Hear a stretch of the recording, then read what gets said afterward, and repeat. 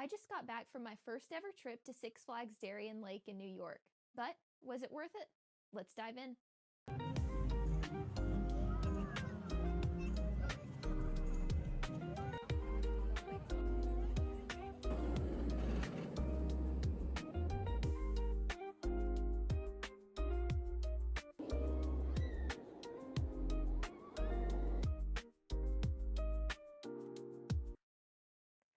Hi, welcome to my channel. If you're new here, my name's Raven, this is Tangelo, and welcome to Roller Coasting with Raven. Today I'm going to be talking about my first ever visit to Six Flags Darien Lake outside of Buffalo, New York. Our trip actually started in the middle of Kentucky, where I'm from, and me and my boyfriend Andrew drove up the 6 hours to Erie, Pennsylvania. Unfortunately, Waldemere was not open the night that we stayed there to spend the night, or the next day either. So, kind of a bummer, but that wasn't really why we came. The GPS routed us a really cool way to get from Erie, Pennsylvania to just outside of Buffalo, New York, where Six Flags Darien Lake is located. We ended up driving along the side of Lake Erie, as well as seeing some wineries and some really pretty wooded areas to get to the park. We got like 5 minutes from the park though, and I was like, where is this thing taking us? Because you really can't tell that there is a park in that area until you are right up on it. The first coaster I actually ended up seeing on this trip was about 1 minute from the park gates, where you can just start to see Ride of Steel, their tallest roller coaster, peeking up out of the trees. And it was a very beautiful sight. We went through the tiny little parking gates, went over the potholed pavement, and found a parking spot really close to the front gate. It wasn't very crowded at all this day, which kind of surprised me because it was the Friday before Labor Day, but also the water park was closed because it was only supposed to get into the low 70s that day. My first impressions when I was walking through the park was that you can really tell that this used to be owned by a family, and it's been passed around from chain to chain. At one point Six Flags had it, but now they've regained it again. And I can just sense the fun, sweet little family atmosphere as soon as I walked in the door. We were heading to our very first roller coaster of the day, which was their newest. Since this is a small park, you can tell that there isn't a whole lot of investment happening here. I mean, what else are you going to do outside of Buffalo, New York, in terms of family entertainment besides go to this park? So their newest coaster is actually from 2018. It's a Gerstlauer Eurofighter. If you've ever ridden anything like Hang Time at Knott's or Mystery Mine at Dollywood, super reminiscent of that. So you've got 4 across seating and 2 back. So it's a really small, compact car, and you've got a straight up 90-degree lift hill and then a straight down 90-degree drop. Now, before we got on, my partner is a tall guy. He's like 6'4", bordering 6'5", and he usually doesn't get checked for height maximums as often as you probably think that they should check for height maximums. But on this ride, he did, and the guy looked at him and said, "You're gonna need to take off your shoes." And he was like, "What?" And he said, "You need to take off your shoes. You're too tall, but if you take off your shoes, you can ride." And he didn't question it at all. But Gerstlauer, if you're watching this, do you really allow this? I don't know. Didn't seem up to manufacturer's standard, but you know what? Andrew's a champ and he went along with it. And we got on the coaster, me with my shoes on, him with his shoes off, and it was really a rush. It was a lot of fun. It felt like a 30-second layout. It was probably a little bit longer than that, but not a whole lot. The coaster was super duper smooth, and if we were there on a busy day, it would have been frustrating that they only had 1 train ops on really every coaster. But it worked out just fine because of where we were at and how crowded it was that day. After 1 lap on this in the front row, we decided we'd head over to Mind Eraser because we saw it testing. Now, honestly, I was a little bit scared here because Vekoma makes a model called the SLC, or the Suspended Looping Coaster, and if you're not familiar with it, it's got a reputation in the coaster community to be really rough, really painful, especially if they have the old trains on them. Luckily, this coaster did have new trains, and you could tell a big difference with them. So instead of some hard restraints like right around your ear where you could have some serious head banging, they had some more comfortable vest that's similar to the style on Gatekeeper at Cedar Point or Wild Eagle at Dollywood. What are you doing, Tangy? You being crazy? Tangy, do you have anything you'd like to say to the camera or to the people? Fascinating. Anyway, I thought Mind Eraser was fine for what it was. It wasn't too unbearably uncomfortable, but it's not something that I would really care to ride again. We rode it in the front, and I honestly thought it was fine. So it wasn't really that busy. We were just kind of wandering around from place to place without a map or anything pulled up, because you didn't really have to worry about it with a crowd this small. And we thought we were hitting up Viper's entrance, but it turns out we were at the exit and the entrance was way over on the other side. So we decided that we were going to make a cute little stop first for Moose on the Loose. Now, my boyfriend apparently has more self-respect than I do and wasn't going to hop on this cute little moose and take a ride through the woods with a little nursery rhyme. But I was. So here's a little bit of me on Moose on the Loose. I think this is a super adorable ride.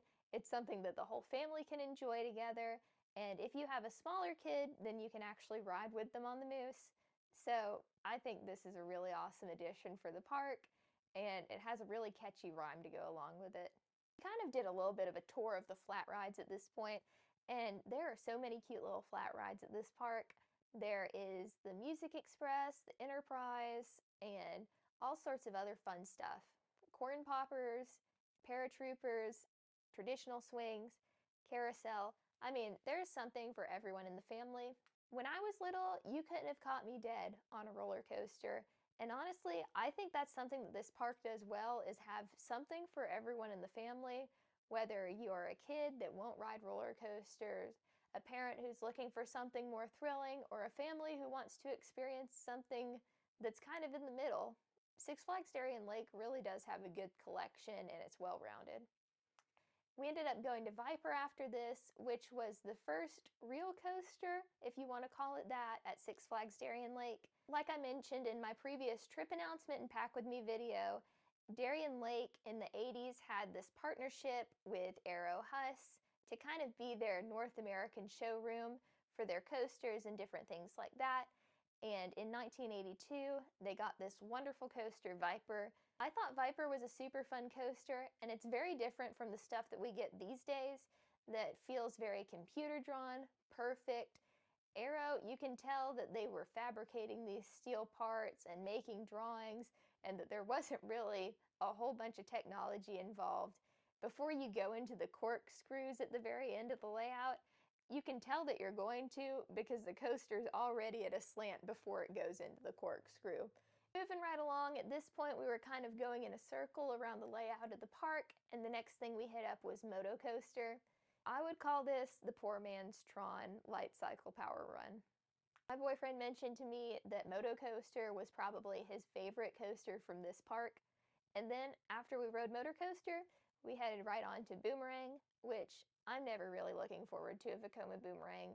They're just kind of meh, especially, like I was saying before, if they don't have those new trains, which these had the old trains. So you got really bulky stuff around your head, and if you're someone that's my height, I'm like 5'4", 5'5", then you can really get a lot of head banging because you are right in between those restraints. And I got a pretty good headache after I got off this one, but it was so beautiful to take shots of it after. Next was a coaster that I was really looking forward to, probably my most anticipated coaster at the park, and that's Predator. So back in the day, there was this company called Den Corporation, and they made wooden coasters. There's only 4 left still operational in North America, and this was going to be my last one. So I'd ridden Prowler at Worlds of Fun, I've ridden Woodland Run at Kentucky Kingdom, and I've ridden Wolverine Wildcat at Michigan's Adventure, a park that's pretty dang similar to this. And now I was going to finish up my Den Corporation North American Operational Woodies list. Yeah, that was kind of hyper-specific, I know. This is one of those coasters that have a whole bunch of different types of tracks. If you've ridden Wolverine Wildcat, you know this is very similar to that in that they've got some GCI Titan track, they've got some more traditional types of wooden track in there where they've done different retracking work over the years, and it does feel kind of like a hodgepodge. People like to crap on a GCI Titan track overlay, but honestly, I think that was the most comfortable part of the coaster. The rest of it, you could really tell its age.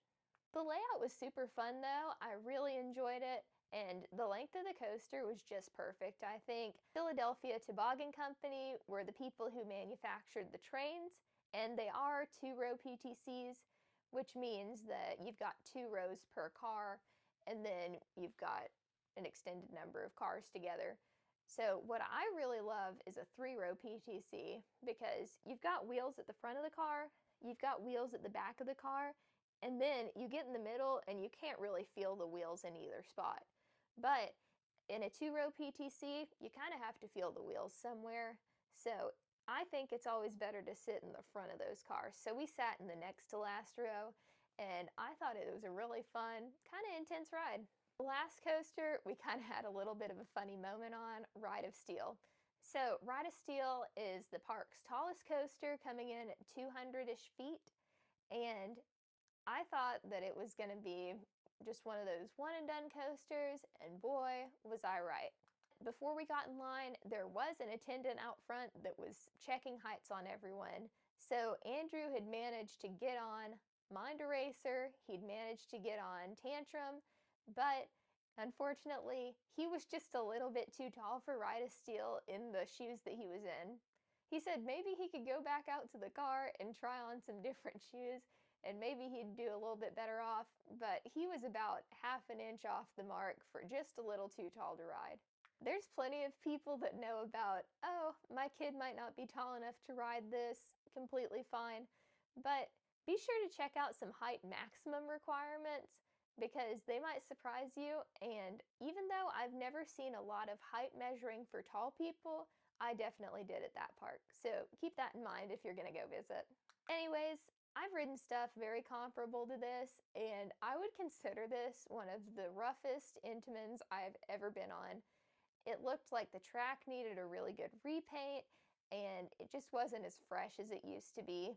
I rode it somewhere in the middle and found it to be really rough. I banged my elbow on the side of the car when we were going into one of those big double helices, and the layout was just really boring. It was like, here's a hill, here's a hill, here's a helix, here's a hill, here's a hill, here's a helix, hill, hill, and we're back.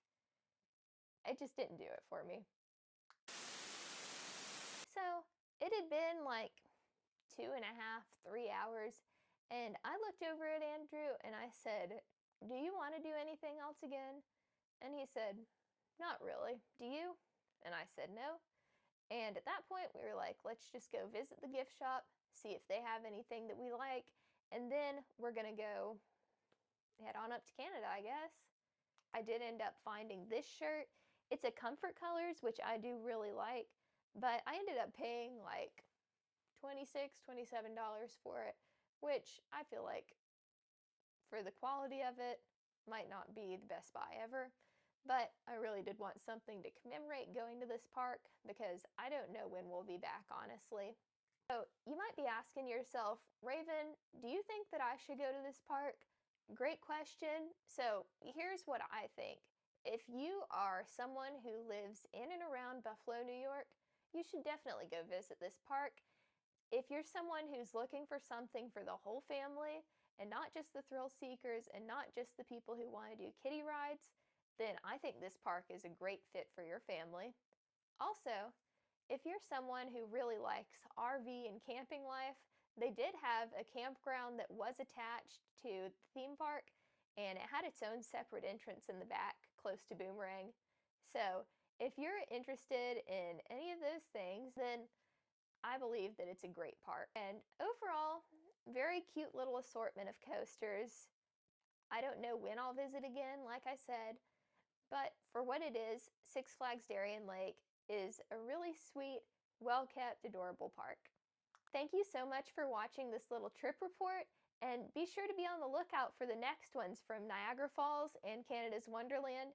If you like what you see, like it, literally. Hit that subscribe button, and make sure that you hit the bell icon too, so that you'll be notified for every single drop. I'll see you next Friday, coaster people. Bye!